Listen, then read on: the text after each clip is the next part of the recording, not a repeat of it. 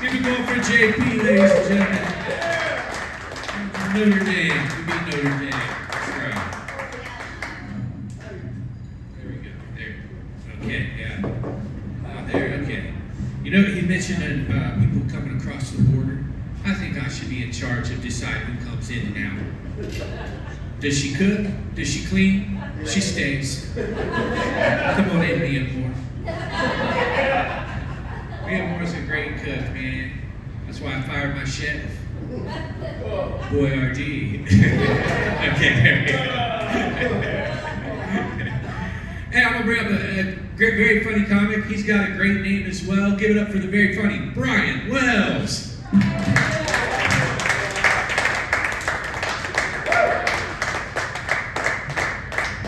Guys, keep it going for Brian. Yeah, great. Thank you so much for having us. It's really amazing. Did you guys see me almost die with this mic stand? Like, I went to go pull it out and it just like, it's crazy. That happened. But guys, thank you so much for having us. We are from South Bend, Indiana. It's a pretty cool place. But you know, guys, give yourself a round of applause for supporting live comedy. Yeah, that's incredible. That's really, it's amazing. Like, you guys could be doing anything else in the world right now. You know, you could be at home. You know, you could be at home. You could be watching a movie. Do you guys like movies? Yeah. Yeah. Okay. Do you guys like scary movies? Okay. What's your favorite scary movie? I don't have not favorite. You don't have a favorite scary? No, I like them all. You like? Okay. So I rewatched a modern classic here recently, and I think you guys have seen it, but I am going to spoil it for you. So, spoiler warning. Have you guys seen The Sixth Sense? Okay. That man dies and doesn't know it. I'm not going out that way. Like, I've actually changed my death plan. I'm taking out obituaries in 5 different newspapers, and the first line, Brian, you're dead. Because I'm not going out that way. Sorry, I was just thinking about the movie. That's not the scariest part. Guys, that man dies, and he continues to work. When I die, I quit, okay? Yeah, exactly. And if I go to hell, I get fired. So, I rewatched another modern classic, really. It was a gripping drama on human trafficking. The Polar Express. Yeah, that has a new meaning. We actually drove 4 hours to be here today, so it was worthwhile. It was totally worthwhile. You guys are a great audience. It was a beautiful drive. You know, it was kind of some highway driving with some back roads, and there were some intersections that I was at. I was like, you know what? That would be a really good Lion's Den. Yeah. So it was interesting. Okay, this point. But I did pass this. I passed this dental office on my way here, and it had a sign in front of it that said, "Dentists are sensitive. They have fillings." And I was like, that's pretty cool. You know, I would spell it a little differently. I would spell it S-A-T-N-I-C, satanic. Yeah. I will say that's a joke, guys. But when I first tried that joke, the person I workshop with, I spelled out the word satanic, and she looked at me like a golden retriever, turned her head, and she said, "Santana Ice?" And that is my alter ego. That is my evil twin. So when shit goes south, Santana Ice comes out. So if things get crazy today, I'm gonna get you. Yeah, I actually really love my dentist, to be totally honest. Anytime, you know, someone can put all their equipment in my mouth without the power of the internet, it's a good day. It's a great day. My dentist hates that joke, but my doctor loves it. I live in an apartment. Does anybody else live in an apartment in here? No, okay. Yes! I'm alone. But I live in an apartment, and like when you live in an apartment, you hear things, and that's okay. You hear just different sounds of life. It is what it is. And I lived underneath this couple for a very long time, and they were just loud. Like everything they did was loud. And one day they were in the throes of love. It was loud. It was so loud that I actually went to a different room in my apartment out of respect. And when they were done, I heard him as clear as a bell. I heard him say to her, "I fill you up more than him." Exactly. And I don't remember what she said, but I'm certain it was a lie. But I will say, I do know that this gentleman also had a prosthetic leg. So if he was using his leg, maybe. So, JP, exactly, yeah. JP asked earlier if you guys are dog people, so we've got some dog people in here. That's really awesome. And I think it's all pets, really. Pets should not be in the room when adult time is about to happen. Am I correct? Agreed. Okay. It doesn't matter if you're by yourself, with a group of people, with another consenting adult. The animal's gotta go. It's gotta go. And I always tell my little angel, when the circus is in town, it's time to clown. You got knick-knack, paddywhack out of here. You got knick-knack, paddywhack out here because I gotta give a whole bone. Yeah. And because I say things like this, because this is the type of parent that I am, my dog slut shames me. And I don't know where I went wrong. Like, I'm a responsible dog dad. Like, he's been fixed, but we still have the birds and bees conversation because there are some real bitches out there. And I don't judge his relationship with my couch cushions. Guys, I don't know how I raised something that would slut shame or kink shame. In our home, we have 2 rules about kinks, okay? Rule number 1, don't knock it till you try it. I am not into feet, but I can respectfully keep them out of my mouth. Rule number 2, if you are not willing to go to the emergency room and explain what happened, don't do that. Don't do that. Because no healthcare professional is going to believe you when you say, "I don't know how that happened." Like, do we have any healthcare professionals here? Okay, what are you, okay. Okay, what's your exact job in the medical world?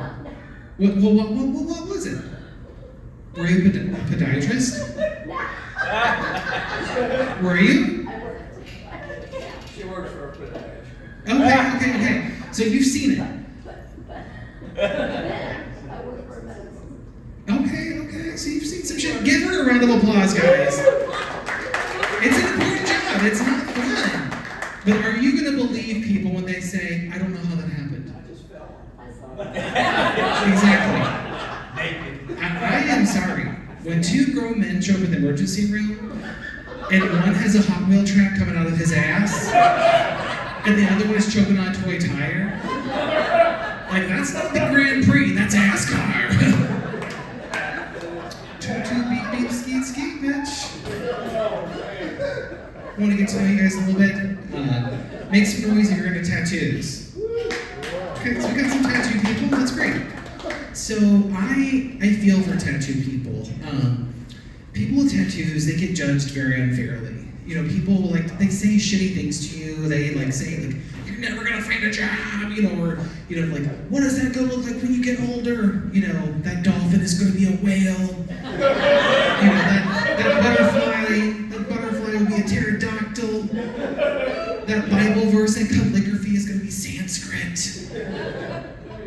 But a little PSA, people with tattoos do not care what you think. So, this is our opportunity as a people to pivot, and I actually have a franchise opportunity for all of you right now. I actually want to open up tattoo parlors in nursing homes, because some of these people, they're scared to get them when they're younger, or they have a spouse that won't let them get a tattoo. But I want to open up tattoo parlors in nursing homes. and I'm gonna call them A Wrinkle in Time. Yeah. I'm working on my license right now to be a tattoo artist. I'm gonna take in my clients, be like, oh, Monica, you need a tattoo? Okay, come right over here, Monica. You want a tramp stamp, baby? Okay, I got you. If found, call my son Steve. P.S. Steve, I know you're gay. Yeah. What you guys don't know is that I have a tattoo. I know I look like a dentist. I have been told recently that I look like a Mennonite dairy farmer, but I'm a little bad boy. I have a tattoo. I'm a total baddie. And I'm a total bad boy. So I have a tattoo. It's a butterfly on my thigh, and then a rainbow from side to side. And it says, if you can read this, you're about to be gay. And if you guys haven't put together by the sound of my voice, I am gay. It's okay, exactly. It's okay. Yeah, gay comedians, they love to talk about the C word. And here, a moment of pause. I no longer ask audiences, what C word do you think that the gays like to talk about? Because, you can, right, I'm sure people are thinking, tons of crazy ass C words. But I had one audience where I'm like, what C word could the gays be thinking about? And the lady very innocently said, semen? I was like, okay. Well, we're done with that, we're tired. The gays, the C word they like to talk about is Chick-fil-A. And people are like, oh, isn't Chick-fil-A homophobic? Don't they, don't they hate gay people? And here's the deal. If you have an opinion about Chick-fil-A other than, wow, that's really good chicken, I know you're gay. And if you want to work at Chick-fil-A, you fundamentally want to handle cock. So, and that is between you and your maker. That's between you and your people. But personally, I actually think Chick-fil-A is pushing a gay agenda. Yeah, because there's always a pickle in that bun. So, they wrote that joke. I do think that people are born gay. Fun fact about me, I actually didn't talk till I was 4 years old because I couldn't hear. But the gayest thing that I could do was I could still hear the music of Dolly Parton. And so I couldn't talk, I couldn't hear, but I would sing Jolene, and it would sound like, ho-heen, ho-heen, heen, ho-heen, and you get in. So my parents were worried. And they would take me to all these doctors, and they would, have me sing my song, and the doctors would be like, oh, well, he's retarded. And, this happened a few times. And finally, I sang the song, the doctor listened to me, looked at my mom, looked at me, looked at my mom. Well, Mrs. Wells, I'm sorry, but your son is retarded. And she said, no, he's not retarded, he's a faggot! Yeah. And before people get butthurt or they get their, I could have felt some buttholes clench. Here's the deal. It was the 80s. It was the 80s. And that was not her being a hate speaker, that was her being her child's first health advocate. So, she's really a hero. Where are my Home Goods people at? Okay. So I was at Home Goods the other night. I was at Home Goods, and I was shopping alone on a Saturday, and the cashier, she said, stay out of trouble. Stay out of trouble. Man, I'm shopping alone at a Home Goods on a Saturday night. I'm in trouble. If there's an opportunity for dick, I'd be dicking. So, I do have a retail therapy problem. What they don't tell you about retail therapy is that you fall in love with a lot of cashiers. And I'm completely in love with this one cashier. And I don't know if he's black, I don't know if he's white, it doesn't matter, it's 2025, but, and again, what would I even use that information for? I'm not a geneticist, I don't work at 23andMe. Like, I'm gonna collect his DNA though, so. But actually, that is not a 23andMe joke. I am actually a walking 23andMe joke. My entire life, I have actually been told that I am an 8th Native American. So I did a 23andMe test, and I found out that my parents are cousins. So, yeah, I'm not indigenous, I'm incestuous. Yeah. So you are for sure. Exactly! Exactly. Yeah, First Nations are the same nation. So, but I'm out there trying to date. It's so hard. Guys, I am so single that I actually blew a kiss to a YouTuber. That's a true story. But dating is hard. And there's a truth here recently that I learned. The Olive Garden is no longer romantic. When you're there, you're family. Boner killer. Boom. Done. But there is this song that plays at the Olive Garden. It plays every time you're there, and I've written a new lyric. Do you guys want to hear it? Okay. In Napoli, dun dun dun dun dun dun. When the jizz hits your eye and your soul dies inside, that's amore. Dun dun dun dun dun. When you suddenly slip out and your man pull head south, somewhat but sorry. Dun dun dun dun. That's a ding-a-ling-a-ling, ding-a-ling-a-ling, ding-a-ling-a-ling. Now I'm a hooray. Dun dun dun. You're welcome.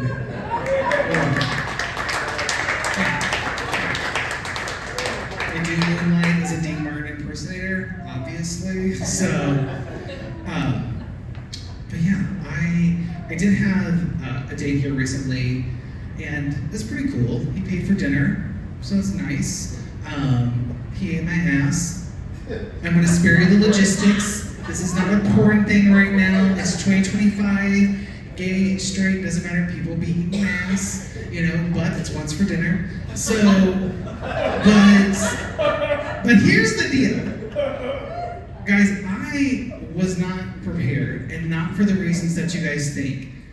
We went to a Mexican restaurant, and I got a cheesy shrimp quesadilla. What if this guy has a seafood allergy? Like, you guys have met me. I'm not gonna make it in jail. Like, the brown eye winks, 20 years in the clink. Like, it's not gonna work for me. But you guys, I did not fart on that gentleman. Give it up for me. Give it up for me. Give it up for me. But I got in my car and I ripped ass. And I heard in that fart, I heard ever so slightly, our God is an awesome God. And I know it was Jesus. I know it was Jesus. And he had been looking after me the entire time. And I know it was Jesus because Jesus is a baritone. So, yeah, God is a wonderful thing like that. I do want to take a moment right now to thank my sponsor, Dude Wipes. Dude Wipes. Fuck like a sinner, but smell like a saint. Because I wipe my balls of taint. Dude Wipes. Those are fresh. Yeah.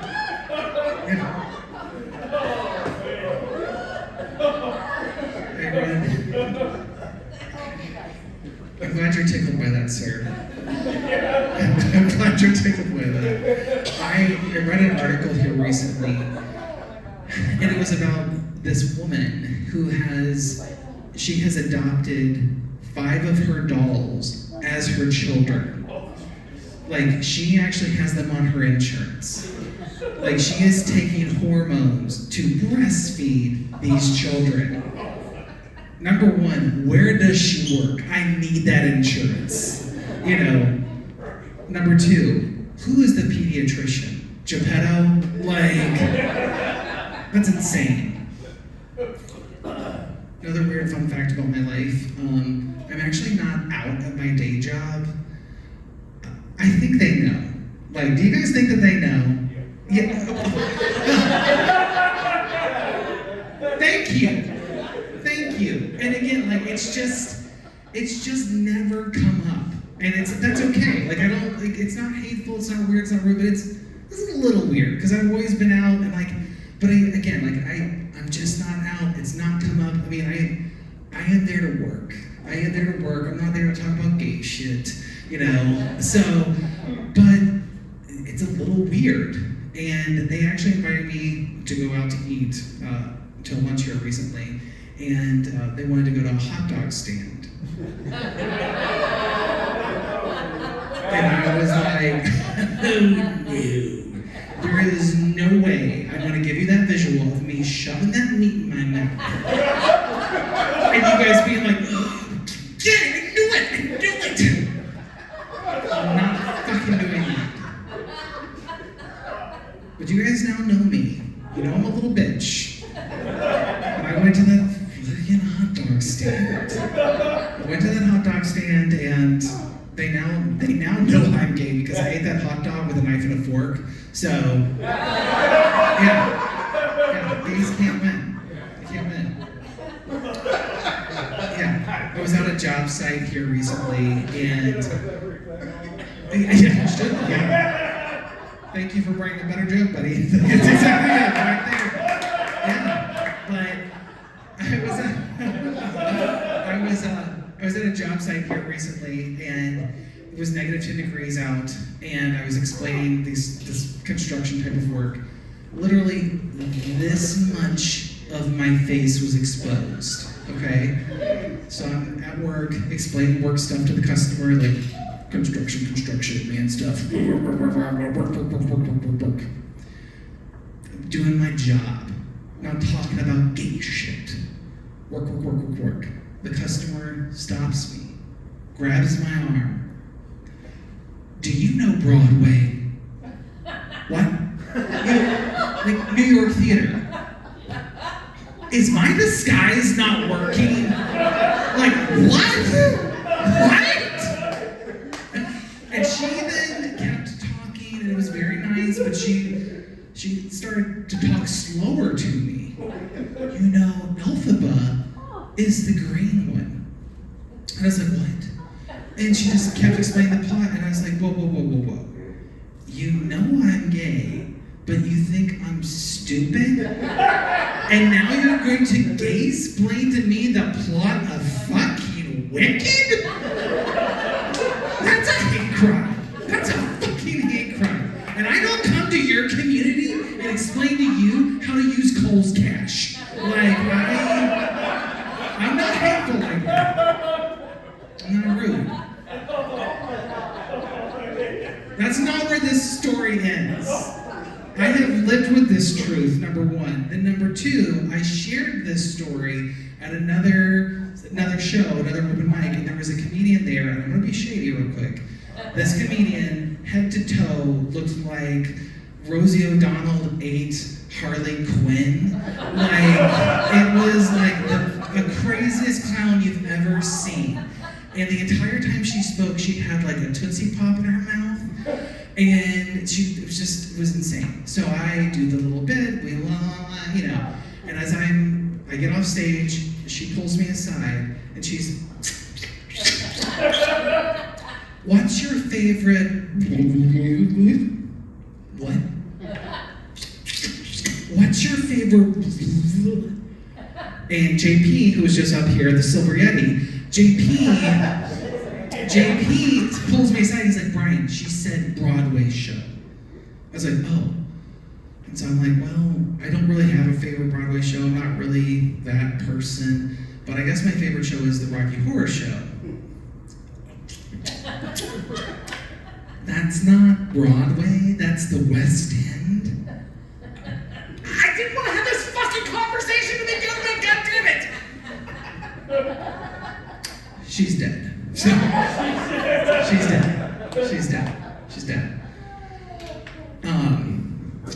Read another. This is my last bit, guys. You guys have been fantastic. I read this other article here recently. Actually, I want to ask you guys: do you want to hear about Florida or a cadaver? Both. Both? Yeah. Okay. Well, here there's like more cadaver than Florida. So real quick. There was this article. They actually discovered a cadaver with 3 penises.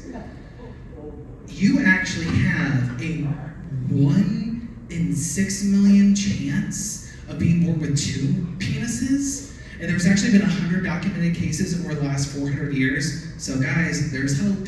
But to be born with 3, you're a little miracle. You're a miracle. And if I found out that I was born with 3 penises, and my parents didn't let me pick the penis of my choosing when I got to adulthood, I'd be pissed. And I know exactly which penis I would pick. I would pick the black one. So, 110%. Yeah. So Florida, this adorable Florida couple, brace yourselves, this is nasty. This Florida couple, they got busted for finger banging in a Popeyes parking lot. That's disgusting. It's disrespectful. You take that down to the KFC where it's finger licking good. Yeah. Guys, my name is Brian Wells. Thank you so much. You guys have been fantastic. Keep it going for Brian Swinehart. Give it up for Brian, ladies and gentlemen. Give it up.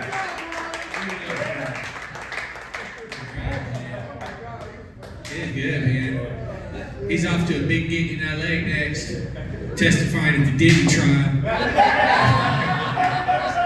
You know he saw the free dogs, you know that.